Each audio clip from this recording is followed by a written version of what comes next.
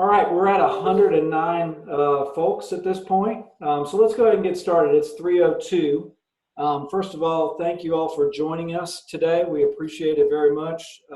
It's great to be able to assemble this group, this chamber business group on a daily basis. We started earlier this week on Tuesday talking to a small business expert at Guilford Tech Community College about what business owners and managers should be doing in the next 30 days. We talked yesterday to a banker who helped us go through the process of who you should be talking to at your bank, what you should be talking about, and that sort of thing.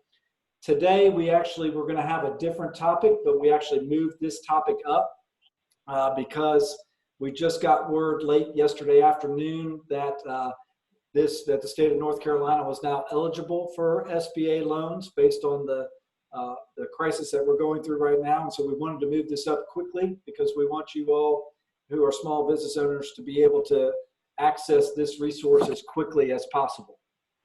So we're all about, as a chamber, connecting people, connecting businesses, connecting problems with solutions.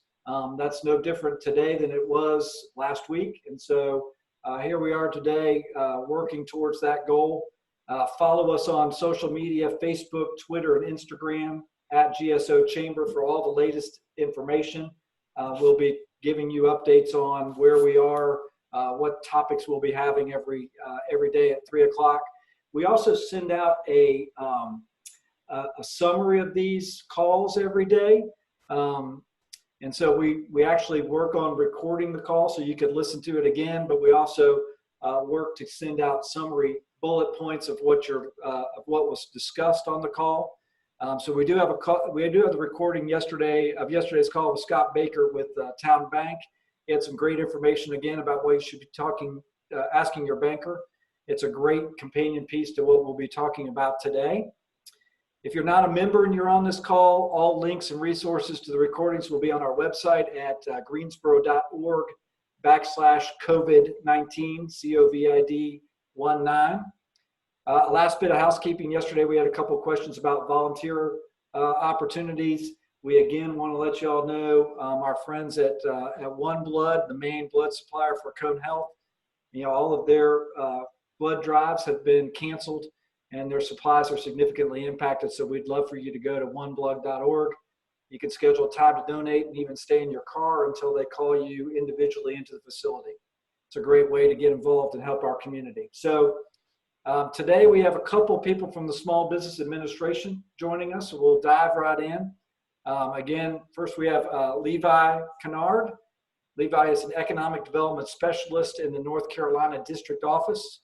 He joined that district office in March 2018 from the San Diego district office.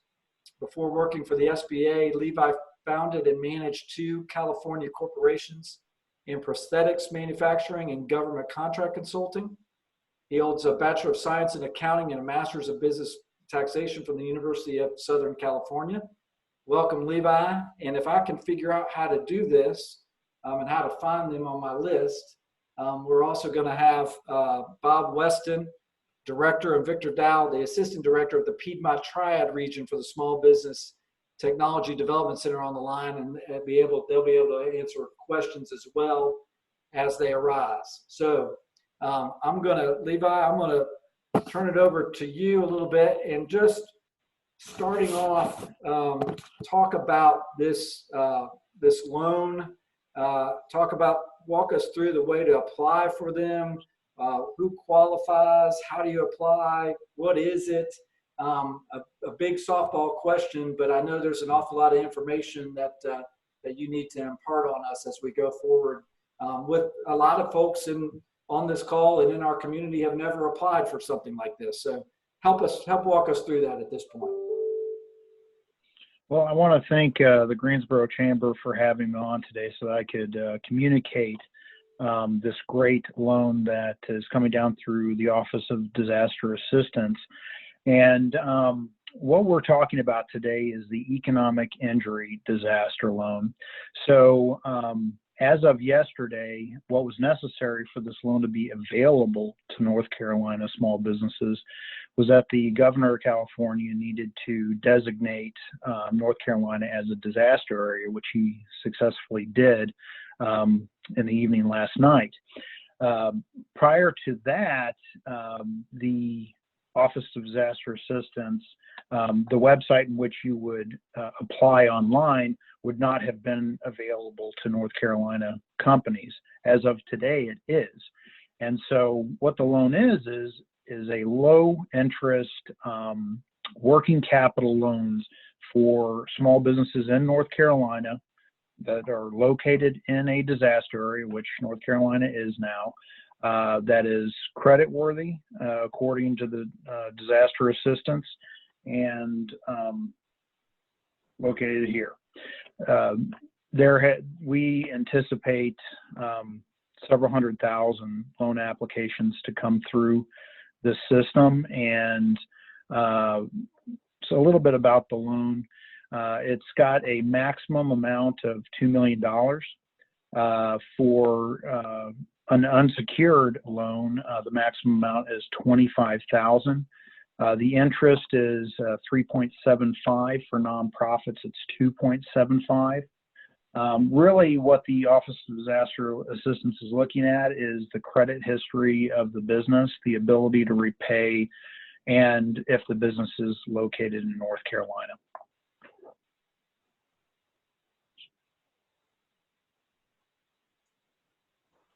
So, Bob, who qualifies for this loan? I mean, I understand probably for the first time, and maybe I'm incorrect, that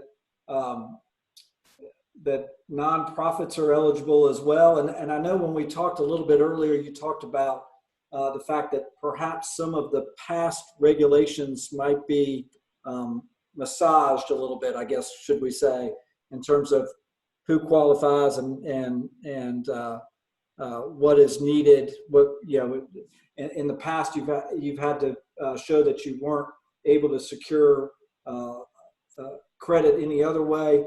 Talk us through, you know, the changes that you might see or the massaging that might be done in this particular case. So the disaster loan program, really this is an unprecedented case. What we have at this point is a disaster with no physical damage. Previously, economic injury disaster loans, you would have had to show physical damage or a depression of revenues coming up to that disaster time. In previous loans, if you did have physical damage, even homeowners would have been eligible to receive the loan. But at this time, because there's no physical damage, the way that the policy is written, small businesses and nonprofits are in fact eligible to receive these loans, and that's a drastic difference. And because we're expecting such a volume, I was on a regional call today with the Office of Disaster Assistance, and what they said is something that might have been some misinformation given out, is that you had to go out to a commercial bank and get a letter that you were in fact denied for a loan, or for instance, to establish credit elsewhere. These have been relaxed. The official guidance by Office of Disaster Assistance is, if you're a small business and you have been impacted by this crisis, apply for this loan.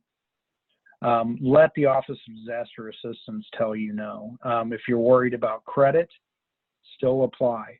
If you're worried about credit elsewhere, still apply. So what we want to do is get as many people to submit complete, accurate applications through the Office of Disaster Assistance website as possible. I do want to say the loan, and or the website where you can apply.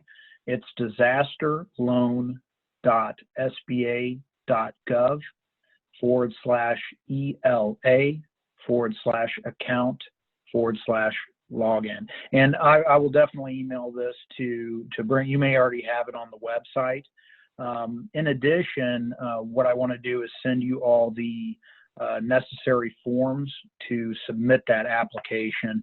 And so what we want suggest to small businesses to do is to fill out these paper applications and then go to the website and then transcribe that into the electronic version, so that you know what information is going to be asked through the website and you have it all prepared. If you do have questions on how to do this, if you need help putting your financial statements together, putting that application together, we have resource partners in the area. I think Bob's on the phone, Bob Weston, with the SBTDC. We also have SCORE in Greensboro, and we have a Women Business Center in Raleigh. And so reach out to one of these resource partners, and if you have any questions about that application process or you need help putting it together, they're great resources. Great. We're already starting to get some good questions, and we will definitely get to those. And there were some of the questions that I had on my list as well. I know that there's a calculation made in this process on the ability to pay. Talk to us about what goes into that calculation and what do you see going forward in terms of that particular policy there, Levi? So, yes, this is a working capital loan. Essentially what they're going to do is they're going to look at your pre-crisis revenues and pre-crisis costs of operating. And based on that, they're going to do their internal calculations, look at what your working capital needs were prior to the coronavirus, and then look at your ability to repay, which is what were your revenues before, and if your business was fully restored, you would be able to sustain that loan just like a commercial loan.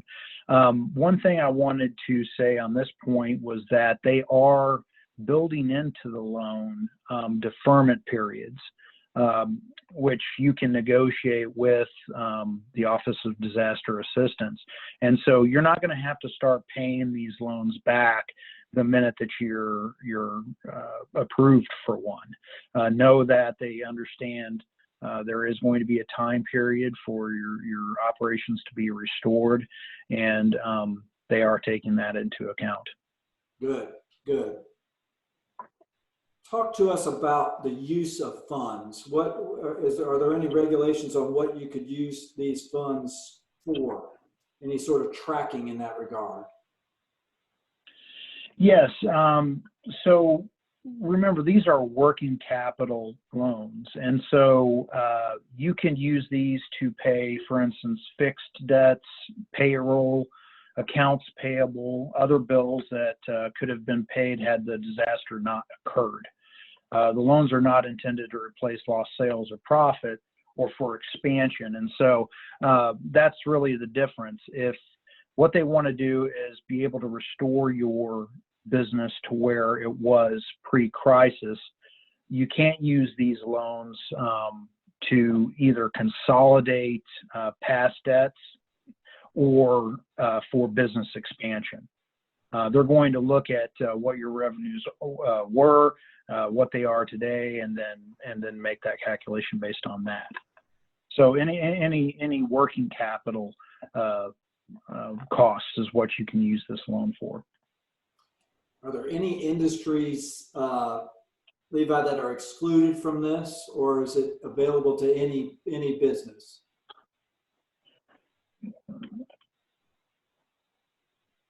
Yes, there is a couple. Agricultural enterprises, so ranchers and farmers, for instance, because we do have USDA for those. Right. Religious organizations, charitable organizations, small businesses that make more than a third of their revenues from gambling profits, and casinos and racetracks, for instance. But those are the main ones that are excluded. Other than that, if you've been impacted and you're considered small by your NAICS code, the North American Industry Classification System, which is for most of the time for construction and service businesses, this is a revenue level, a 5-year average. If it's for manufacturing, it's going to be an employee level, but most are less than 500 employees. So know what your NAICS code is. Find out what the size standard is associated with that NAICS code, and that will let you know if you are in fact small. Excellent. A number of questions on our group chat here, Levi, related to collateral. So what does collateral look like? Define what collateral will be considered for secured loans. Can you use personal capital or just business capital as collateral? Just expand a little bit on that, if you would, please. Yes, there is a collateral requirement for any loans over $25,000. Remember, this is personal and business collateral that you can put up. You don't need to fully collateralize the loan. You just need to, if you're wanting a loan over $25,000, be willing to collateralize the loan with the collateral that you in fact do have. But that is a requirement, unless you're only looking for $25,000 or less. Okay. But most of the time, oh, sorry about that. Go ahead, please expand. Real estate is preferred. Real estate preferred. Okay. Yeah. Very good. I have a really good question here about, here we are. We're just now seeing the beginning of the crisis impacting business. Should we wait several weeks to determine the financial impact before completing the application? Absolutely not. If you're seeing an impact right now, remember that what you want to do is get approved for as much funding as possible. And it's easier to get approved for more funding than it is to take a small loan and then ask for another loan later on. What you could do is if you did request quite a bit of money, and later on you just said, well, please don't disperse the remaining funds, because we don't know how long this is going to continue, and nobody can foresee how much it's going to impact their business. So my suggestion at this point, also for the Office of Disaster Assistance, is put your application materials together now and apply as fast as you can. And you can then down the line cut off the loan, or just say, hey, stop dispersing. I've got enough. I'm good to go at this point, and not be responsible for the remainder that you push the pause button on. Correct? Absolutely, and that's probably the easiest way to go. Gotcha. A really good question from what it looks to be a young business that we've got. The year-over-year revenue used to determine need. If you're less than a year old, you're brand new. How are you going to look at something like that? Well, the credit decision will be based on the Office of Disaster Assistance. But if you don't have, for instance, like you need your prior year tax return, if you don't have that, then you submit your financial statements pro rata that you have, and your projections. So as long as you have some revenue and that was established, even for the few months that you were in business, the Office of Disaster Assistance can make the credit decision based on that. So what you want to do is get them as much information about the money that you were making, the revenues that you were making, the costs that you were incurring, as clear a picture of your operations as possible, and submit those. You can't submit paperwork you don't have, and they understand that. But what they're looking for is to get a good financial picture of your business pre and post coronavirus. So don't fear if you're less than a year old. Just do the best you can, is what I'm hearing you say, to paint the financial picture of where you were leading up to about a week ago. Absolutely. Or maybe less than a week ago. We're Yes. It just seems like it seems like a year ago. Every day seems like a month at this point. It really does. So another good question here, for the loans that are up to $25,000, talk about what, and maybe this is in terms of everything. What terms are we looking at? What are the negotiating items in that sort of thing?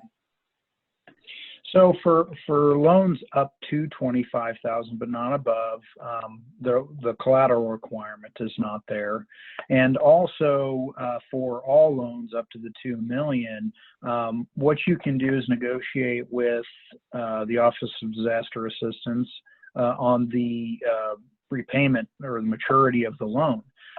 They will extend the terms of that loan to reduce the monthly cost to maintain it up to 30 years. And so based on the loan size, the initial loan that you receive, if you extend that out up to 30 years, it ends up being a fairly small monthly installment. Gotcha. Could you just go ahead? I think there's still some confusion, and we've actually picked up some participants along the way.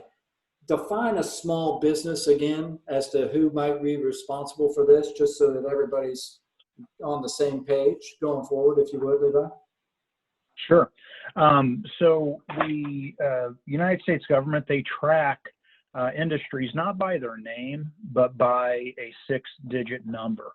And so, for instance, like if you were a Class B construction contractor, you would not be classified as just construction. You'd be 236220. And there's a size standard associated with every one of those numbers. And so with 236220, Class B construction contractor, you're small on your 5-year average revenues if you're below $36.5 million. For most service businesses, it's around the 14 million mark. And if you're in manufacturing, it's an employee level, and most of the times it's 500 employees. And so once you know your NAICS code, which any of our resource partners can speak to, they can help you identify those, or it's as easy as just typing in the industry that you're in and NAICS, N-A-I-C-S code in Google, and it will tell you what your NAICS code is. It's not something that you have to apply for. It's just a classification system. And then what you can do is find out the size standard associated with that NAICS code. I think also, I'm looking at my screen here. It looks like Bob Weston is joining us from the Small Business SBTDC. Bob, are you with us? Can you hear us? Good. Yes, David, I'm on it. Can you hear me okay? Yes, there you are, man. I even see a screen. Oh, yeah. So maybe this is the opportunity for you to talk about the services that you might be able to provide, because some folks are hearing NAICS code for the first time and are maybe starting to get a little bit of heart palpitation with, what am I going to have to do for this? We want to make this easy. So talk a little bit, Bob, about what you might be able to do to help them navigate through this system, if you would. Yes, and the SBTDC Triad Region team was on the call with the SBA this morning, going over the current application guidelines and that type of thing for this. And the SBA is really trying to make this as easy as possible on everybody who's being affected. The guidance is to go ahead and apply if you realize you have suffered an injury, and most businesses have some. We've gotten lots of calls from people even before the declaration was made for North Carolina. The SBTDC, just for those of you, I see there's almost a couple hundred people out here, but for those of you that aren't familiar with us, we are the extension for business of the University of North Carolina system. We're hosted here in the Piedmont Triad region by Winston-Salem State, North Carolina A&T, and UNCG. We've actually been here since 1984, so we've seen a few of these. It's not our first rodeo. We are also a part of the North Carolina's disaster response team, so we're working with the office there. What we do is we counsel and advise businesses. It's a free, confidential service of the university system, and every state has a small business development center program. In North Carolina, we're a little bit unique in that we've been doing it. We were one of the first ones to be accredited and have had continuous accreditation since the program began. We have 10 counselors here in the Triad region, and we work by appointment with businesses, anybody, any industry that wants to come. We do a lot of loan technical assistance, but beyond applying for a loan, it's really about looking at your business and determining the strategies and tactics that you can take to mitigate your losses and try to position yourself to be successful through the crisis and beyond the crisis.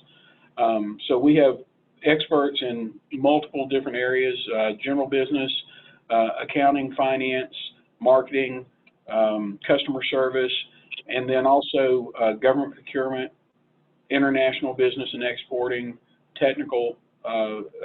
technology commercialization assistance. So we've been doing a long time. We're here. We've done these same types of loans. Generally, what we see is we've seen them after the hurricanes and tornadoes and floods and that type of thing. So this is a little bit unusual application, but the key is to start early and get with us or one of the other service providers like SCORE or even the Small Business Center network, the Women's Business Center, and let us help you look through and make sure you've got everything you need for a successful application when you put it in the first time. One great piece of advice that Levi put out there is use the paper application and the checklist and make sure you've got everything. It's hard when you go online and you get in there and you start doing it and then you say, oh, I'm missing 2 pieces that I need to complete this. You can do it, but it's harder to go back than it is to get it all together the first time. Gotcha.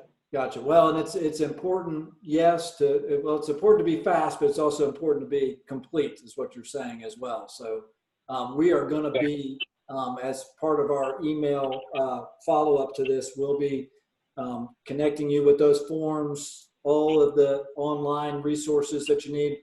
Bob, you might want to give out a phone number where you could be reached or a website. And again, we'll email all this out as well. But I see you're joining us live from the White House, which I love. I'm just borrowing a friend's office. I love it. I love it. But give us a phone number, email, website. Where can we go to get connected with you, Bob, to help through this process? Yeah, well, our offices here in Greensboro are at the Nussbaum Center for Entrepreneurship at the corner of South Elm Eugene and West Florida Street. The offices right now, the Nussbaum Center is shut down for public access. So we're doing all of our counseling virtual through meetings like this on Zoom and phone calls and email and Skype and using technology tools. The local number here is 336-256-9300. In Winston-Salem, if there's anybody on here from there, it's 336-750-2030. And you can always go to our website, sbtdc.org. We will have, we'll have, for all of these disasters, we put up a special web page, and that's going to be up later today that is a kind of takes you to all the different resources and step-by-step guidance and what you need to do to prepare for these or look for other assistance. And you can always email, if you just email either ncat@sbtdc.org or wssu@sbtdc.org or uncg@sbtdc.org, then that'll go into our business counselor, and she will schedule you for an appointment with one of our counselors. Excellent, excellent. A great question that's on this list, and I'll leave it to you or Levi to answer it, but how long does the process take before funds are dispersed? So walk us through how long we think this might take. Maybe start with Levi, do you want to take that, or you want me to take it? Sure. Well, just let me know if I'm wrong. But they have told us that the normal processing time for an application is between 8 and 21 days. This is a good time for me to inform everybody that one of the biggest hindrances to getting a loan out quick is that they'll request information through the message center after you complete your online application, and people aren't checking their message center where that loan officer is communicating with the potential borrower the additional information that they need to process that loan. And so what you can do to ensure that this loan does get out as quickly as possible, and they are trying to, and there is relaxed sort of guidelines here in order to get these loans out as quickly as possible, but make sure that you're checking this message center. And once it's processed and approved, then it's most likely a 5-day distribution period. And so, like I said, they're trying to get these loans out as quickly as possible. And the quicker that you apply, get the loan officer as much information as he needs to process that loan, the quicker it can get to the small business so that they can continue operations amidst this crisis. Yeah, that's exactly right. And it is key. When you do your application, one of the last things that you get is your confirmation with your application number. And you want to print that page out and save that number, because that way, if you have to go back in to see if they're asking for something, and quite frankly, it's not unusual for them to come back and have some type of question about the information or the documents that have been submitted. And we do find that down east, where some of our hurricane disaster loans of this type have been done, is that's often, people think that they can't understand why things are dragging on, and then they've had something in there for a week or two where somebody asked for additional documentation or had a question about some of the documentation, and the borrower didn't respond to it because they didn't know it was there. So you really have to be careful to monitor for that. Very good. Another question in here. There's some folks who have heard that there might be some forgiveness of loans if they're used for payroll. I think that was bantied about during the discussions in Washington, D.C. at congressional level. Does anyone know whether that actually got in the legislation, or is that something that's not a part of this? I don't know whether y'all know that or not. At this point, from the SBA's perspective, we haven't received guidance from headquarters. Anything, I've heard something about this, but I don't know if it's fully approved. But what I can do is look into that and get that information to you, Brent, and that'd be great. Have that communicated out to the business. We'll be getting back to it. We've also got some folks who wanted to talk about airline industry bailout versus loans for small businesses. Hey guys, these are not policymakers. These are folks who carry out those policies. So I think I'd leave that question to the folks who are policymakers in this process, and give us some questions on the actual nuts and bolts of what we're going to see here. I know some folks on the call, y'all probably have experience with SBA 504 loans and that sort of thing. What's the difference between the typical SBA loans that we all hear about in kind of daily business life and these? Is there anything in particular that that folks on the call might need to know about? Yeah, I think one thing that, oh. No, go ahead, Bob. Well, yeah, one thing that a lot of people don't realize is that for most SBA loans, the 504, the 7A, those loans, it's not actually the SBA lending you the money. It's a lender that's doing it, and the SBA is simply making a guarantee to make the lender more secure should the loan default. So in that case, that's the normal SBA path. On these disaster loans, it's actually the SBA making the loan to you. So it's a little bit different. There's also, for instance, on 504 loans, if you have one of those, some people are worried about, well, I'm already at my cap if I've already maxed out on what I can get from 504 loans. These loans are not affected by that cap because they're the lender. They're not lender loans. They're direct SBA loans. It's a great point. It's a great point. Levi, anything to add to that? One, that there's no cost to apply for these loans at all. There's no obligation to take these loans if you are offered them. But yes, as Bob was stating, you may have an existing SBA loan that's not going to affect your ability to get these loans. And back to something that you had asked about earlier, Brent, was collateral. Just as a reminder, they will not deny your loan because of a lack of collateral. So if that is a concern for the small business, go ahead and apply. That's the main message here is put together an accurate application utilizing one of our resource partners, and then apply. And even if it's denied, and you can correct me if I'm wrong, Bob, but I think that the only time that you have to wait to apply again to correct any deficiencies that you had in your original application is 60 days. So it's a low risk, but potentially highly profitable use of your time to apply for this loan as soon as you can. Gotcha. Yeah, and another thing that, and I know Levi covered this already, but sometimes people are worried about putting up collateral and that type of thing. The loan, if it's over $25,000, it has to be collateralized, but it doesn't have to be fully collateralized. You just have to be able to show that you're willing to put up collateral. For under $25,000, it's a signature loan. There's no collateral involved. Really good question here. I have two small businesses. One is in Guilford County, and one is in Forsyth County. Do I apply in one, or do I do a separate app for each? What are kind of the technicalities on that? It's your main business location.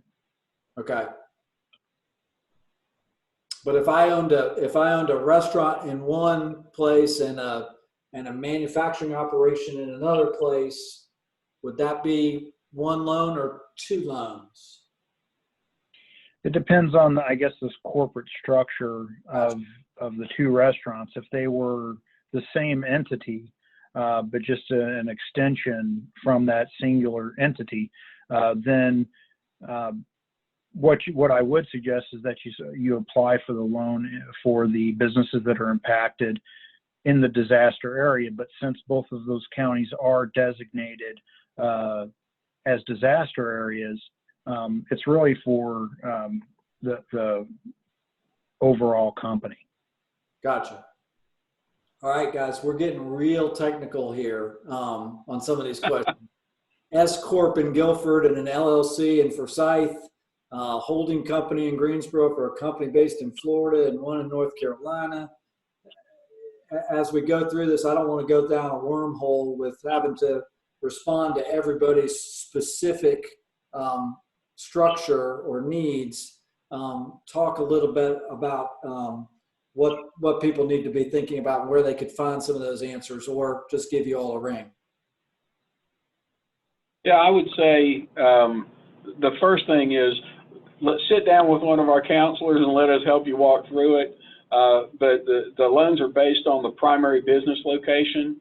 So that's the way they're going to be done. And I think all of North Carolina is covered right now, Levi. It is, and continuous counties in South Carolina. Well, and I get a sense, y'all, this is a 50-state disaster. So, I mean, I would assume that eventually every state's going to be covered in this, correct? I wouldn't be surprised. It does require that the governor apply. Right. All governors that are going to probably be here after the next term are probably applying. So. Right. So I would suggest those of y'all who have very specific questions like those, again, give Bob and TDC a ring or an email or that sort of thing. But ultimately, what we wanted y'all to get out of this was it's time to apply. And it's time to make sure that you're applying for enough to get you through what you think the term of this is going to be. I saw one question that said, hey, I started seeing issues with my business back in January based on issues in China. So I'm assuming that had some supply chain issues back then. And so you could absolutely go back to January and say, this is when I started to see it. I'm going to show you my business before that. It may not have started, my impacts were much before March. And so what I think I would hear you all say, and you all correct me if I'm wrong, is every individual case is going to be different, but you just are going to have to show where that impact happened. Yeah, that's absolutely true, and it may sound a little bit contradictory, but what we're advising clients is don't hesitate. So you need to go ahead and get started, but be patient, as much as you can. It's not like instant coffee. It's like slow brew. It's like cooking barbecue. It's going to take a while for it to take place, but, get the process started, especially being sure to track what your losses are. And sometimes it takes some analysis to actually realize what all the losses involved are going to be and how much working capital you need. Levi, do you have anything to add to that? That as long as you're communicating all of your business costs and revenues from your historical data and now, the Office of Disaster Assistance, which you can communicate with directly, and they can have even more accurate answers, they're going to make that determination on their end. And so you don't have to necessarily sit down and really calculate out your losses. It's just about putting that financial information into the application and getting that to the Office of Disaster Assistance so they can do their assessment. Very good. Very good. One additional caution that I'd just like to share, and I was a private consultant. I love private consultants. I know a lot of private consultants, but everybody needs to understand that there is no fee to apply for these loans, and just be cautious if somebody comes up to you and says, "Yeah, we're the official place to help you apply for your SBA loan, and by the way, we need a check," because that's, you may decide to hire a consultant, but you're not required to hire a consultant. That's a really good point. I appreciate that a lot, because you're right. There will be some new business types that will pop up through this, and you're right. If you need that help and you want to pay for it, sure, go for it, but it's not required. Very good. I think our questions have slowed down. I will thank both of the folks who have joined us today, our experts, Levi Kennard and Bob Weston. I know you guys are going to get real busy here very soon. Let me tell you how deeply appreciative we are as a business community for all of the help that you're going to provide to us. You're going to be heroes in this for a number of folks, including a number of our businesses, and we can't thank you enough for doing that. So we'll thank you going forward, but we'll also thank you for your time and your expertise today. Thanks for being willing to do this. Thank you. So before we close, we'll be back on again tomorrow at 3 o'clock. We'll have some HR experts on with us to answering questions or talking about what you all need to be thinking about from your human resources standpoint during this time. And so we'll have some really good expertise there. Lastly, and I know we've kind of run long, we've tried to keep these things to 30 to 35 minutes. Today's call was just information packed, so we let it go as long as we possibly could. But I will say one more thing before we go, and I'll make this pitch again. I got my census form in the mail today. If you got some time, make sure that you're filling out your census. It's going to be imperative for us as a community and as a state to make sure that we're getting the funding, the federal funding that we so need and deserve, as well as representation in DC. So please, please, please fill out your census form and encourage others to do so as well. Holly has just sent out that chat. Thanks for joining us. We'll send all those links and numbers and other important information. Thank you, Holly, for that, and for Megan Mabry. And then you can go and look at the archive if you need additional information. But we'll be back on same spot tomorrow at 3 o'clock. We hope that you all will join us. Until then, have a great day. Thanks so much, everybody.